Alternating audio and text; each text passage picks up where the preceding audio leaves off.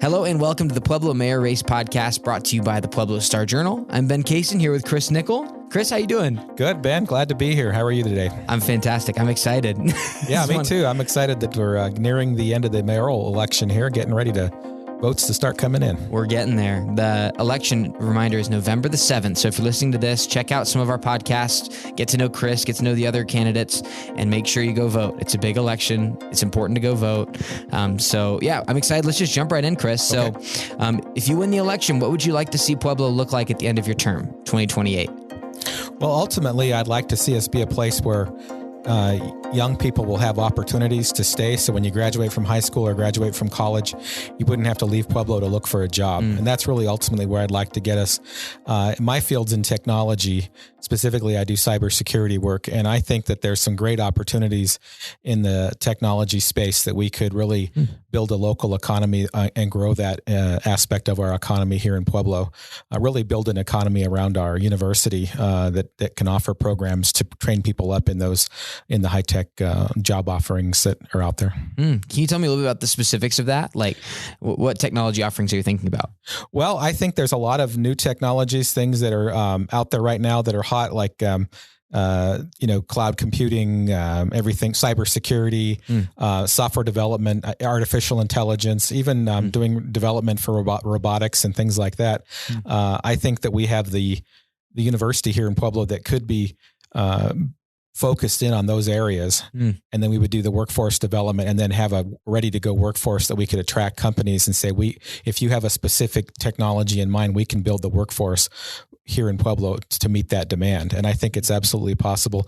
Other cities in the United States have been able to do that and attract companies from places like Silicon Valley when they were looking to leave California for greener pastures. So I think it's absolutely possible. And there's some things we have to work on in the meantime to get to that point, to really get Pueblo to where we can grow that. And one of them is our public safety issues and our homeless issues. So we have some things to clear off our plate that have to get addressed before I think we're ready to get there to the next step, which is really the future vision that I'm talking about. Well, let's jump into that. So what would you do to address crime in Pueblo as the mayor? Well, right now we're really understaffed in our police department. So I think we have to be able to get out and have officers patrolling our neighborhoods. And right now the police department is so understaffed, they're really just outmanned, and they're not able to get out there and do the proactive patrolling to have that police presence so people know their neighborhoods are safe. There's nearby police officers and they're seen out in public, in a much bigger way. So we have to get that resolved. And then additionally, we have to address specific aspects of some of the crime that we're seeing right now, which are things like robberies and burglaries. Petty crimes like shoplifting have really taken a toll on our local retailers. And I know some of them are really frustrated. It's hard to do business in Pueblo right now and have a retail store when things are just getting stolen off the shelves. So that's another thing we have to really address. I want to see if we can bring in some supplemental private security and do some city contracts that would help our business areas, like the big box stores, places that we're seeing a lot of those kinds of crimes occurring where people are just walking out with goods and nobody's even trying to stop them. So I think if we have some of that security in place, we can help to supplement our local business owners and even our corporate business owners that are here trying to do business. Because let's face it, that's a huge part of our revenue for our city is sales tax. And so if we don't have a safe place for our businesses to operate, it just is a really hard place to try to have any commerce going on where you're making money. So that makes sense. So what would you do to address homelessness as the mayor? So I have a vision that we expand our shelter options. So we have a safe place for people to go that are homeless. We have enough beds to accommodate people on a cold night. And then once that's established and that infrastructure is there, I think it's critical that we implement a no camping ban throughout the city. And one of my big concerns is that we've seen so many fires in the Fountain Creek corridor where wildfires just take off, and a lot of them are coming out of these homeless camps where they have a campfire that's left unattended, or for whatever reason, the fire gets away from them. On a windy day, it burns into the Fountain Creek and all the deadfall in there. And what I'm really afraid of now that we saw what could happen in Hawaii in the town of Lahaina, where it completely burned the city down, that could happen in Pueblo. So if a wildfire gets away because of a high wind comes up on one of those days when we just happen to have a wildfire, you could burn into the downtown city center. You could burn into one of the neighboring neighborhoods like Belmont or the East Side and completely have a devastation like we saw on Maui. So we want to avoid that.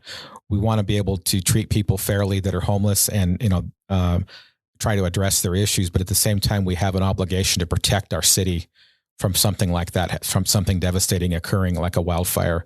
And so we just can't have unrestricted camping everywhere. It's just not going to work. So I think we have to get a handle on it now. So that's really it's kind of a simple plan, but I think it'll actually be effective. Yeah, you mentioned that you want to expand shelter offerings. What would those steps look like for you as the mayor?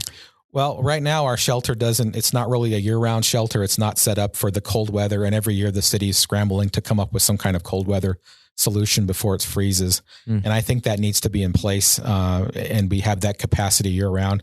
I think the city has to have a shelter that's better funded. I think we have to have the right staffing there so that people can get professional counseling. A lot of the folks that are homeless are dealing with drug addiction, which is probably the primary reason.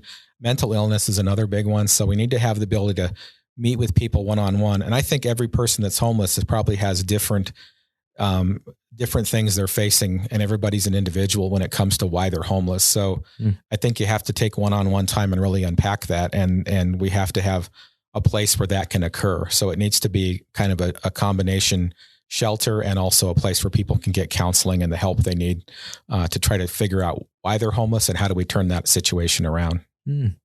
So what would you do to address affordable housing here in Pueblo?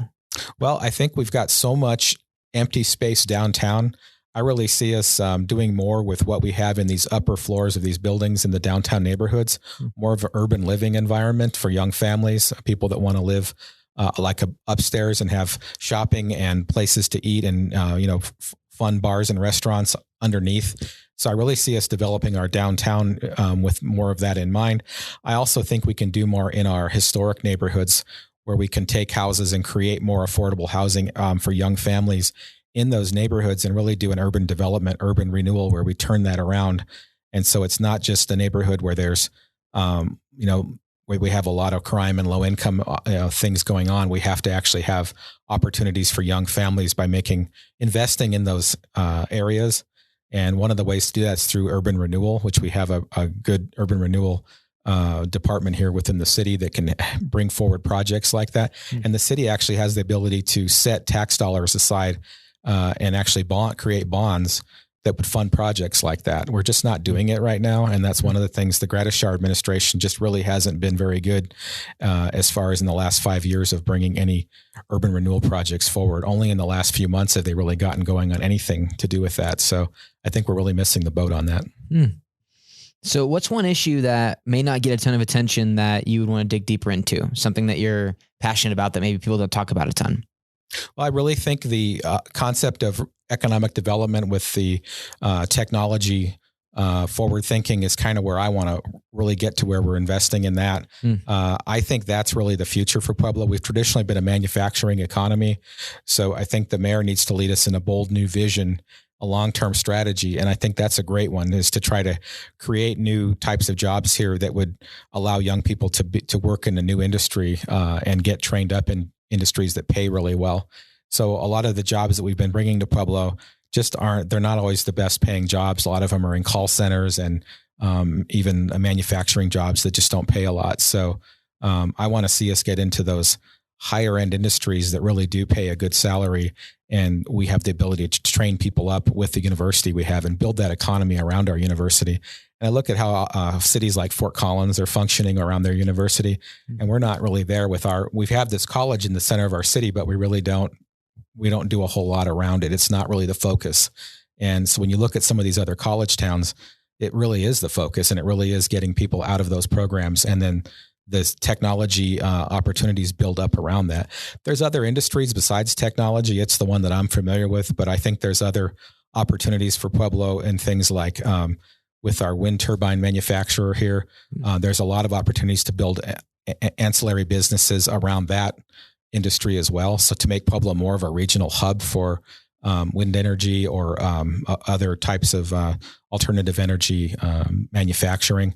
So a lot of that's really high tech too. I mean, those aren't just technology jobs, but they hire engineers, and you have to really have a lot of knowledge to be able to work designing things like that. So, so I want to continue the manufacturing we have, but then go beyond that into more of the technical design aspects of how you would, companies that build new alternative energy, products, things of that nature.